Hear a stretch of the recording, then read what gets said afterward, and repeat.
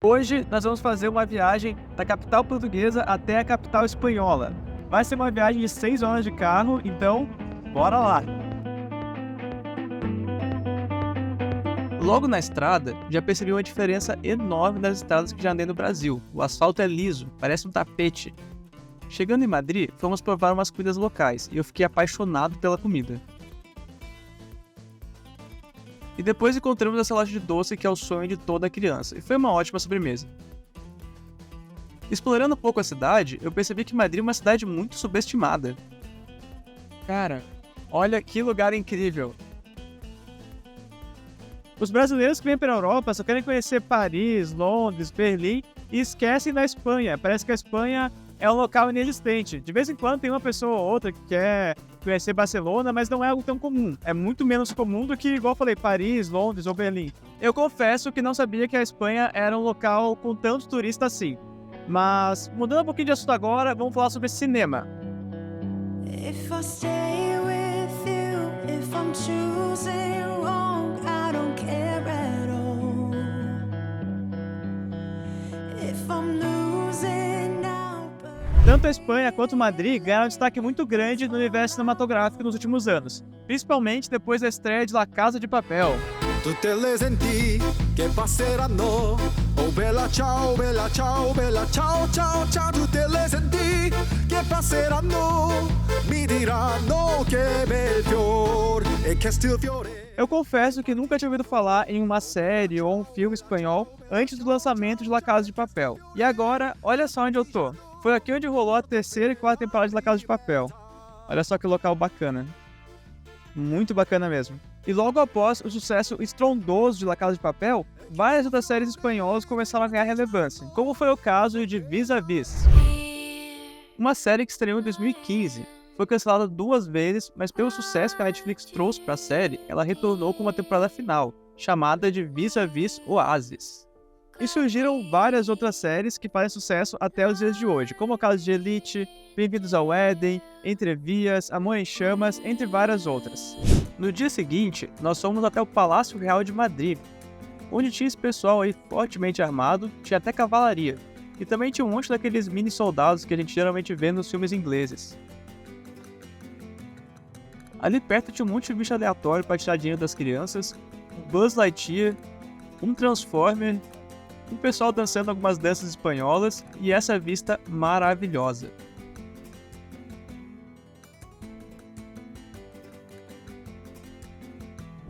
Nós ficamos mais alguns dias em Madrid, exploramos a cidade, visitamos outros pontos turísticos muito bacanas, inclusive um museu super interessante cheio de dinossauro, réplicas de primatas e dos primeiros seres humanos, e outros bichos que existiam naquela época. Fomos a algumas festas à noite e depois de alguns dias partimos para Barcelona, ao norte da Espanha. A gente chegou ontem à noite e eu tô morrendo. Foram quase 7 horas de estrada, então a gente ficou bem cansado e dormiu agora até tarde, já são quase 11 da manhã. E aí, Chloe, vamos curtir Barcelona hoje? Chegando em Barcelona, eu percebi que o sotaque de algumas pessoas era bem diferente, e muitas pessoas não estavam falando espanhol, e sim catalão.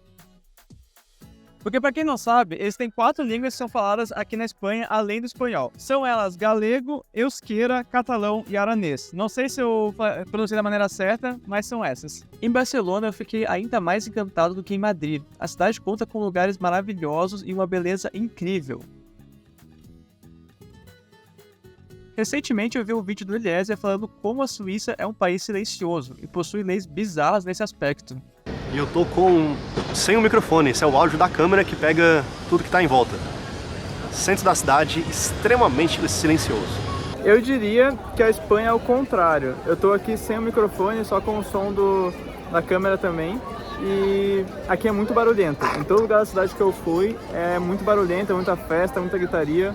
Mas é muito bacana. Às vezes eu esqueço o quanto o Brasil é grande, porque a distância de Lisboa até Barcelona é de aproximadamente 1.250 km, uma distância um pouquinho maior do que de Porto Alegre até São Paulo. A gente atravessou do sudeste até o norte da Espanha em questão de 1.250 km. Enquanto no Brasil, se a gente percorrer essa mesma distância, a gente só percorre o sul até o comecinho do sudeste brasileiro. O Brasil é muito grande mesmo. Todo lugar que a gente passou por Barcelona sempre tinha essas ruas pequenas que servem como atalhos para chegar em outros lugares. No Brasil, esses bequinhos seriam assustadores, mas como a gente está na Europa, esses becos ajudam bastante a cortar caminho. Obviamente eu não deixei de ir no estádio do Barcelona, é um lugar bem bacana. Tinha umas crianças tentando fazer gol no goleiro que era controlado por IA, e tinha uma lojinha bem interessante, cheia de acessórios do Barcelona. Meus amigos, realmente Espanha é um local muito subestimado. Olha só isso. Muito mais bonito que qualquer outro lugar de Paris. Visitamos vários locais bacanas. Barcelona com certeza é uma cidade que eu quero voltar em breve. Foi uma das melhores cidades que eu já conheci da Europa. Depois de alguns dias em Barcelona, partimos para o destino final dessa viagem pela Espanha. Fomos para Valência. O tempo que passamos em Valência foi o único momento durante a viagem que eu consegui de fato descansar. Descansar o corpo, a mente, a alma, refletir sobre a vida, sobre o futuro, sobre os meus próximos passos. Tirar esse tempo para si mesmo é algo essencial para a nossa saúde mental. Durante o tempo que a gente passou em Madrid e Barcelona, a gente conseguiu explorar bastante ambas as cidades, mas eu ainda tive que trabalhar bastante durante o tempo que estivemos lá, porque para quem acha que vida de nômade digital é só viajar, curtir, aproveitar a vida, está muito enganado. Essa é a ideia que propagam na internet para te vender curso online. A nossa principal vantagem é ter liberdade de poder trabalhar de qualquer lugar do mundo, e essa liberdade não tem preço.